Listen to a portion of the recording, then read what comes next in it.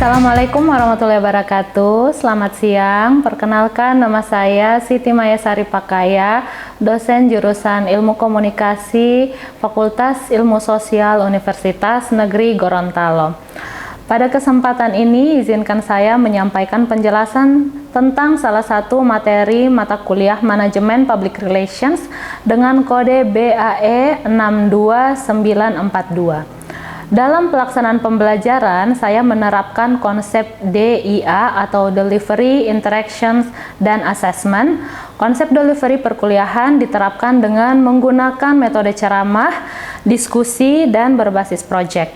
Kemudian yang kedua adalah menyusun materi yang sesuai capaian pembelajaran, memanfaatkan media pembelajaran, menjelaskan tujuan, dan menyesuaikan penyampaian dengan karakteristik mahasiswa. Yang kedua, konsep interaksi dosen dengan mahasiswa. Penerapan dalam perkuliahan antara lain diskusi aktif di kelas, tatap muka ataupun daring, kemudian tanya jawab selama pembelajaran. Yang ketiga adalah umpan balik langsung terhadap pertanyaan dan tugas mahasiswa, dan yang terakhir adalah interaksi melalui platform digital. Yang ketiga adalah konsep asesmen atau penilaian pembelajaran yang dilakukan dengan cara memberikan kuis, tugas individu ataupun kelompok, UTS dan UAS, menyusun rubrik penilaian yang transparan dan adil, memberikan umpan balik pada hasil tugas atau ujian, menggunakan berbagai bentuk asesmen seperti presentasi, portofolio, proyek studi kasus. Selanjutnya penjelasan tentang mata kuliah, yaitu deskripsi mata kuliah keilmuan dan berkarya MKKB, Manajemen Public Relations merupakan mata kuliah yang membekali pengetahuan dan keterampilan mahasiswa dengan mengedepankan penugasan topik utama yaitu ruang lingkup humas, teori-teori komunikasi humas, bentuk-bentuk organisasi humas, dan 4 langkah pemecahan masalah humas. Diharapkan setelah mengikuti perkuliahan ini, mahasiswa dapat mengetahui ruang lingkup kerja public relations dan mampu merancang kegiatan dan 4 langkah pemecahan masalah humas serta mengevaluasi hasil kegiatan tersebut sebagai seorang public relations yang profesional. Kemampuan yang diharapkan sesuai dengan CPL Prodi yaitu berperan aktif dalam peningkatan mutu kehidupan bermasyarakat, berbangsa, bernegara, dan berkemajuan peradaban berdasarkan Pancasila. Kemudian memiliki kepekaan sosial terhadap lingkungan sekitar, menguasai konsep teoritis dan tentang desain dan estetika, prinsip komunikasi, komunikasi persuasi, komunikasi instruksional, dan komunikasi politik. Selanjutnya yaitu menguasai etika dalam membangun dan melestarikan hubungan masyarakat dan nilai-nilai kemanusiaan, menguasai prinsip dan isu terkini dalam ekonomi, politik, sosial, dan perkembangan teknologi terkini secara umum. Mampu berpikir logis, kritis, sistematis, dan inovatif dalam konteks pengembangan atau implementasi ilmu pengetahuan dan atau teknologi di bidang komunikasi. Dan yang terakhir adalah melakukan kajian terhadap implikasi pengembangan atau implementasi ilmu pengetahuan, teknologi, atau seni sesuai dengan keahliannya berdasarkan kaidah, tata cara, dan etika ilmiah untuk menghasilkan solusi, gagasan, desain, atau kritik seni. Selanjutnya adalah materi pembelajaran yang meliputi pertama pengantar manajemen public relations, yang kedua humas dan teori komunikasi, organisasi humas, menentukan masalah humas, merencanakan program humas, bertindak dan berkomunikasi, evaluasi humas, humas pada organisasi bisnis, investor relations, dan yang terakhir komunikasi keuangan. Referensi terdiri dari pustaka utama yaitu berupa buku Public Relations, Pendekatan Strategik dan Teknologi Informasi. Yang kedua, Best Practice Humas dalam kurung Public Relations, Bisnis dan Pemerintah, Manajemen Humas dan Teknik Produksi Media, Publisitas dan Public Relations Writing. Yang ketiga adalah Manajemen Public Relations. Buku pendukung terdiri dari Government Public Relations, Perkembangan dan Praktik di Indonesia. Yang kedua adalah public relations sebagai solusi komunikasi krisis. Dan yang ketiga adalah jurnal-jurnal terkait. Sistem pembelajaran atau mode perkuliahan dilakukan secara daring atau online dan luring atau tatap muka serta hybrid. Metode pembelajaran berupa metode ceramah, diskusi, metode tanya jawab, studi kasus, contextual learning, role play, dan project based learning. Interaksi antara peserta Cerdos dan mahasiswa dilaksanakan dengan cara interaksi tatap muka di kelas, interaksi melalui platform digital, dan interaksi dalam penilaian pembelajaran. Sistem penilaian mata kuliah, teknik dan indikatornya, itu digunakan sistem penilaian mata kuliah menggunakan tes berupa kuis daring, tes tertulis, non-tes berupa literatur review, produk penyelesaian proyek, dan presentasi yang dituangkan pada pembelajaran sesuai dengan kriteria penilaian, yaitu kehadiran 10%, tugas 20%, UTS 30%, dan UAS 40%. Demikian pemaparan deskripsi mata kuliah Manajemen Public Relations. Berikut cuplikan proses pembelajaran yang saya lakukan. Bismillahirrahmanirrahim. Assalamualaikum warahmatullahi wabarakatuh. Waalaikumsalam warahmatullahi wabarakatuh. Apa kabar teman-teman semua? Baik. Sehat ya semua? Alhamdulillah. Baik, untuk hari ini kita akan memulai pertemuan ketiga pada mata kuliah Manajemen Public Relations.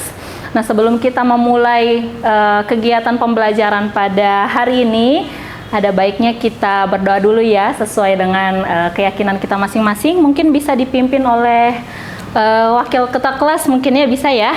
Oke, silahkan Saudari Winarsi. Sebelum kita memulai perkuliahan pada siang hari ini, marilah kita sama-sama berdoa. Berdoa dimulai.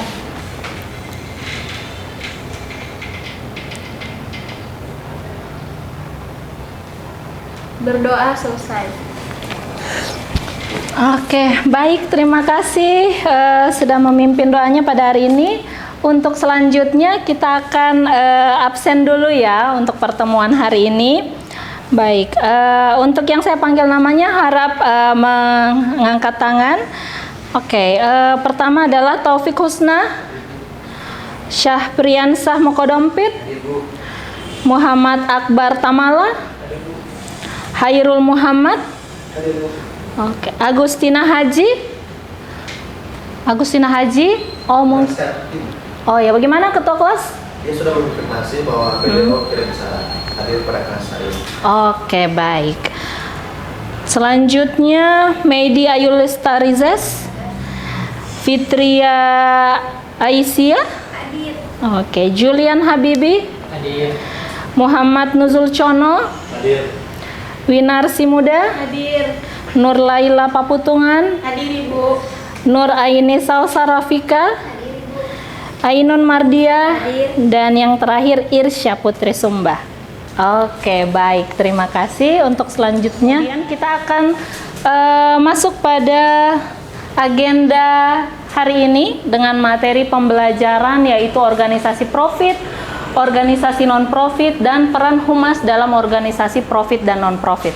Tetapi sebelum itu saya ingin mengingatkan kembali untuk pertemuan kedua, yaitu pertemuan sebelumnya itu kita sudah membahas tentang teori-teori komunikasi yang ada kaitannya dengan public relations, yaitu ada teori uses and gratifications, teori-teori tentang hubungan, teori-teori tentang sikap. Nah, untuk itu kita akan memulai pembelajaran hari ini tentang organisasi profit terlebih dahulu, kemudian akan dilanjutkan tentang penjelasan non-profit, dan yang terakhir itu adalah peran dari humas dalam organisasi profit dan non-profit. Setelah mengikuti kelas ini, skills yang diharapkan agar teman-teman mendapatkan pengetahuan dengan cara untuk mengetahui perbedaan antara bagaimana itu komunikasi dalam organisasi profit dan organisasi non-profit. Setelah itu adalah mengetahui bagaimana peran humas di dalam organisasi yang profit dan non-profit. Kemudian kita akan masuk pada materi pertama, yaitu tentang organisasi profit. Apa sih sebenarnya itu organisasi profit? Mungkin teman-teman pernah melihat ada banyak perusahaan-perusahaan yang bergerak dalam bidang produk ataupun jasa yang menawarkan produk atau jasa tertentu untuk kemudian dimanfaatkan atau dimiliki ataupun dibeli oleh masyarakat.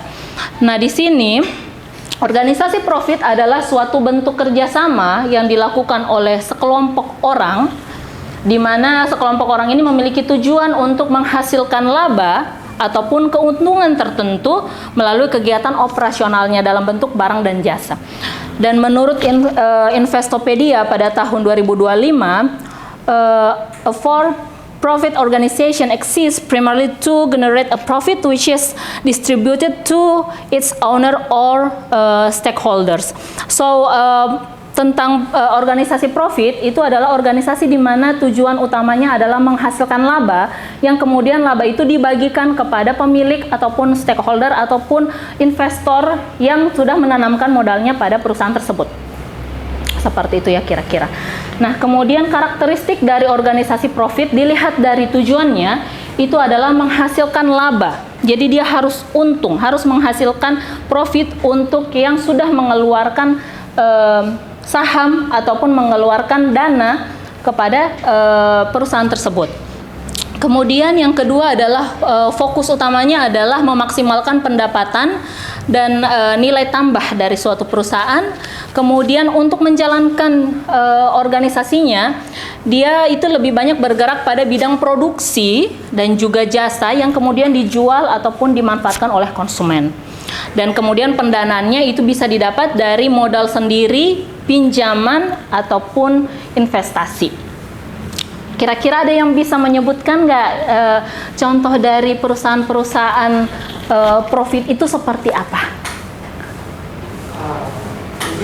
Ya, silakan. Mungkin kalau dari penjelasan tadi, contoh organisasi profit itu mungkin Gojek. Ya, Gojek, benar, Gojek. Kemudian mungkin yang kalian sering belanja tuh, Shopee. sudah apa? Ada Shopee juga. Kalau belanja retail sekarang, yang dekat-dekat kampus, dekat-dekat rumah, minimarket. Nah, itu sebenarnya contoh perhotelan, ya kan? Nah, masuk juga di dalam organisasi profit. Kemudian kita akan lanjut pada organisasi non-profit. Nah, di dalam organisasi non-profit ini dia berbeda dengan organisasi yang profit, di mana organisasi non-profit itu adalah suatu lembaga yang tidak berorientasi pada keuntungan secara finansial. Kemudian tujuannya adalah lebih pada tujuan-tujuan sosial, kemanusiaan, ataupun tujuan lain yang bermanfaat bagi masyarakat luas. Menurut Peter F. Drucker tahun 2023, dia menerangkan bahwa a non-profit organization is an organization created to serve a social or a public purpose and its primary focus on the mission it serves. Jadi dia lebih berkontribusi kepada masyarakat ataupun tujuan-tujuan dari halayak luas, seperti itu ya. Kemudian karakteristik dari non-profit ini bisa dilihat, itu yang pertama adalah dia punya tujuan memberikan manfaat kepada masyarakat ataupun kelompok tertentu. Kemudian untuk sumber dananya itu biasanya berasal dari sumbangan, donasi, hibah, begitu dari masyarakat luas untuk kepentingan ataupun tujuan-tujuan yang sudah ditetapkan sebelumnya oleh organisasi. Kemudian tidak ada pembagian keuntungan, jadi tidak ada profit sharing sama sekali, tidak ada pembagian keuntungan kepada owner ataupun kepada stakeholders pada organisasi tersebut. Kemudian yang keempat yaitu struktur organisasinya itu bisa beragam, namun umumnya memiliki dewan pengawas atau dewan pengurus yang bertanggung jawab atas pengelolaan organisasi. Karena biasanya organisasi non-profit itu mengelola keuangan yang didapatkan secara kolektif dari masyarakat, tentu saja harus punya pertanggungjawaban atas organisasi tersebut. Oke, untuk bisa mengetahui kira-kira teman-teman udah paham gak nih tentang materi yang udah saya jelaskan tadi, kita akan coba dulu tes untuk bermain tebak-tebakan. Oke, jadi akan saya mintakan teman-teman untuk bisa bermain di sini bersama saya untuk mencari tahu klasifikasi organisasi profit dan non profit itu sendiri. Oke, sebentar, kita akan bermain. Ini ada 5 kartu yang tersembunyi. Di dalamnya ada nama dari sebuah instansi atau organisasi yang kemudian teman-teman akan saya mintakan untuk menebak apakah organisasi ini masuk pada organisasi profit ataupun non-profit. Seperti itu. Kira-kira siapa yang mau nih? Bisa angkat tangan nggak? Oke, sip. Ada, sudah ya, pas ya. 1, 2, 3, 4, 5. Oke, sip. Kamu dulu deh, siapa namanya dek? Nur Laila, silakan. Nur Laila mau kartu yang nomor berapa? Nomor 1. Oke, nomor 1 ya. Kita buka Bank Sentral Asia atau BCA. Kira-kira BCA ini masuk organisasi profit atau non-profit? Organisasi profit. Organisasi profit. Kita buka ya. Benar, oke, bagus sekali. Terima kasih. Kemudian selanjutnya yang di belakang dulu, ya silahkan Saudari Siti, mau nomor berapa kartunya? Nomor 4. Nomor 4. Oke, baik. Bukalapak. Organisasi profit. Profit. Oke, kita coba ya. Yes, benar. Good job. Kemudian yang nomor selanjutnya siapa lagi yang mau? Oke, silahkan. Nomor 5. Nomor 5. Palang Merah Indonesia atau PMI masuk organisasi profit atau non-profit? Organisasi non-profit. Non-profit. Ayo kita cek sama-sama ya. Non-profit. Benar. Lega ya. 2 kartu lagi guys. Silakan, silakan. Oke, Medi. Nomor 2. PT Unilever Indonesia Tbk. Profit. Profit. Ayo kita tes sama-sama ya. Profit. Benar. Ya, oke. Kolom terakhir. Oke, silahkan. Yang terakhir ya, kita buka. Lembaga Zakat Dompet Du'afa. Non-profit. Non-profit. Ayo kita coba. Yes, benar. Alhamdulillah ya.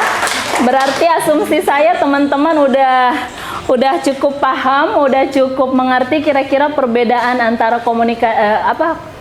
untuk kelompok yang non-profit dengan yang profit itu seperti apa, dia punya perbedaan. Oke teman-teman, benar semua dan menyelesaikan pada waktu yang cukup singkat ya, 1 menit 51 detik. Oke, sekarang kita akan lanjut pada materi selanjutnya, yaitu adalah tentang peran humas dalam organisasi profit. Nah, di dalam organisasi profit seperti yang teman-teman udah ketahui sebelumnya, yang udah dijelaskan, di sini ada beberapa peran dari humas. Kalau seandainya dia punya organisasi profit, tentu saja dia punya tugas dan fungsi humas akan berbeda.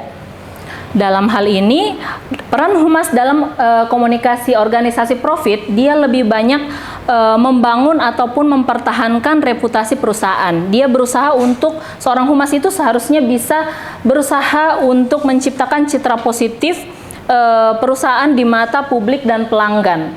Jadi tugas krusial dari seorang humas ataupun public relations itu adalah berusaha untuk tidak menimbulkan citra buruk ataupun memperburuk suasana ketika terjadi konflik ataupun sedang ada krisis dalam perusahaan.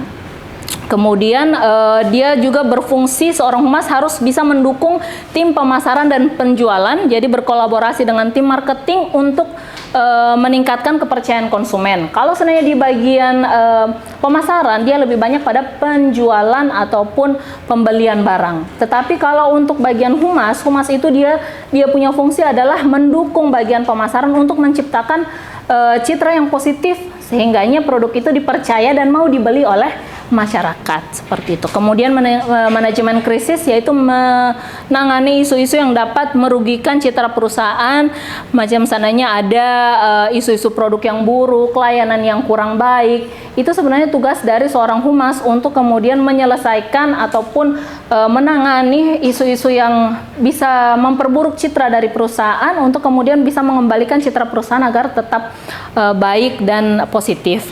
Kemudian komunikasi secara internal dan eksternal itu menjembatani komunikasi antara manajemen, karyawan, pelanggan, dan juga media. Jadi seorang humas bukan cuma berfokus pada bagaimana citra perusahaan secara baik dilihat dari luar, tetapi juga harus baik di dalam. Seperti itu. Tugas seorang humas adalah bisa memastikan bahwa komunikasi, alur, dan proses yang terjadi di dalam perusahaan itu berjalan dengan baik, sehingganya menciptakan bukan cuma orang yang di luar yang suka produknya, tapi juga karyawan dan orang-orang yang terlibat di dalam secara internal dari perusahaan yang juga merasa citra baik ini ada di dalam internal perusahaan. Kemudian yang terakhir adalah media relations ataupun branding, menjalin hubungan baik dengan media untuk publikasi dan promosi brand. Berbeda dengan komunikasi humas di dalam organisasi non-profit, dia lebih banyak berfokus pada bukan untuk menjaga citra yang ada kaitannya dengan penjualan ataupun pemasaran produk secara langsung, tetapi dia lebih pada fungsinya itu meningkatkan kesadaran publik terhadap isu-isu sosial yang ada. Dia lebih banyak bercerita tentang mengedukasi masyarakat tentang isu ataupun tujuan organisasi, misalnya isu-isu tentang kesehatan, isu-isu tentang lingkungan, dan lain sebagainya. Kemudian kepercayaan donatur dan pemangku, menyampaikan transparansi aktivitas penggunaan dana dan dampak sosial. Teman-teman mau nggak sih kalau sebenarnya berdonasi kepada organisasi yang punya track record sebelumnya itu pernah menggelapkan dana dari donatur? Mau nggak kira-kira? Nggak mau ya, jadi otomatis kita itu harus membangun rasa percaya kepada instansi itu agar mereka itu donatur itu mau untuk memberikan dana dan yakin bahwa dananya itu akan nanti disampaikan kepada orang-orang ataupun kegiatan-kegiatan yang tujuannya lebih pada masyarakat. Seperti itu ya. Kemudian yang ketiga itu adalah kampanye sosial dan fundraising. Jadi dia merancang strategi komunikasi untuk menggalangkan dana dan relawan.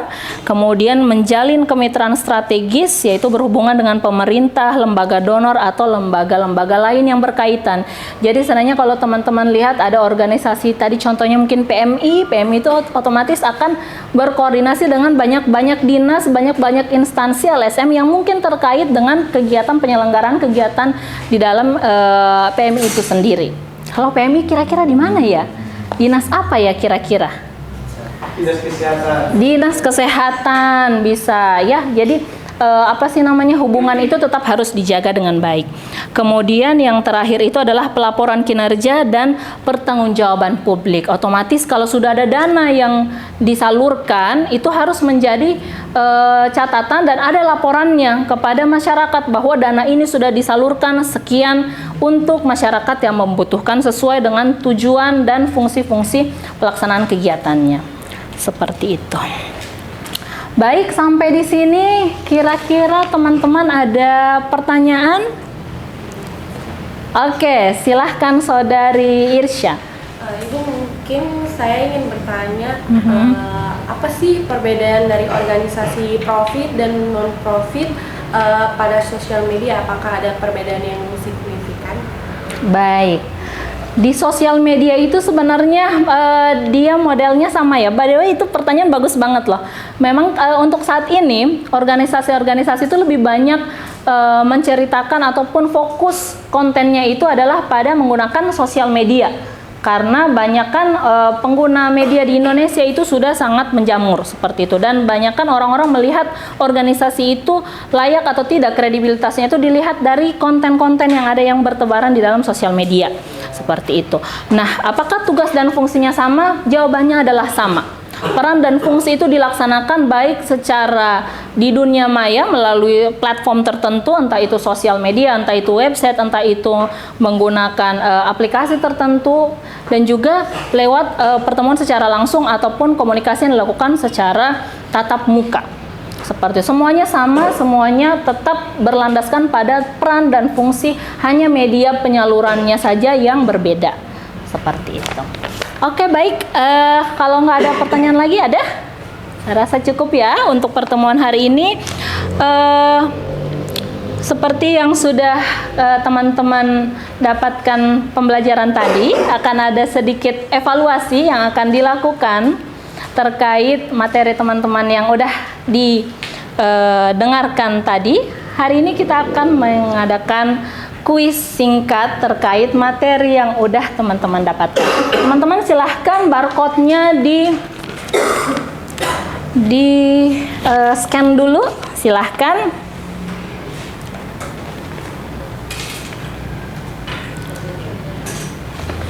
Oke, sudah munculkah pertanyaannya? Kuisnya udah muncul ya. Jadi di dalam link tersebut sudah ada kuis ataupun beberapa pertanyaan yang udah saya siapkan, ada hubungannya dengan peran humas di dalam organisasi profit dan non-profit. Silahkan teman-teman buka linknya dan kemudian silahkan dicoba jawab pertanyaan yang disajikan di dalam link tersebut. Silahkan teman-teman.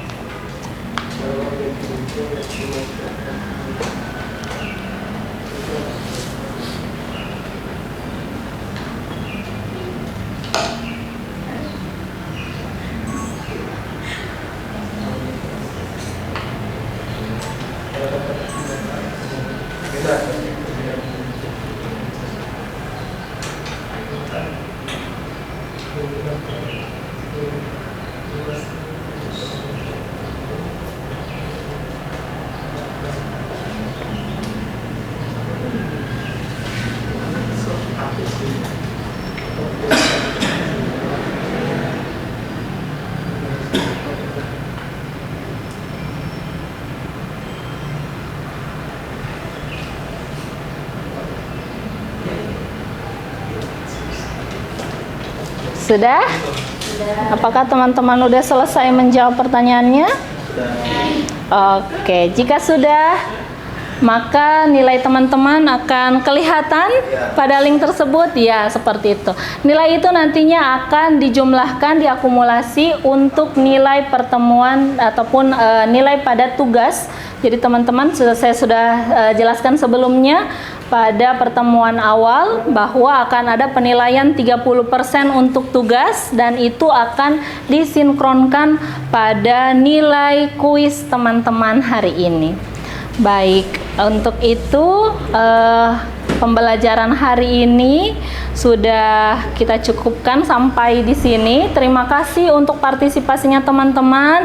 Semoga pertemuan yang kalian hadiri hari ini dapat menambah ilmu pengetahuannya teman-teman tentang kira-kira seperti apa organisasi profit dan non-profit, dan kemudian perbedaan antara peran humas dari kedua model organisasi tersebut. Insya Allah minggu depan kita akan masuk pada materi pertemuan selanjutnya, yaitu materi tentang strategi komunikasi humas.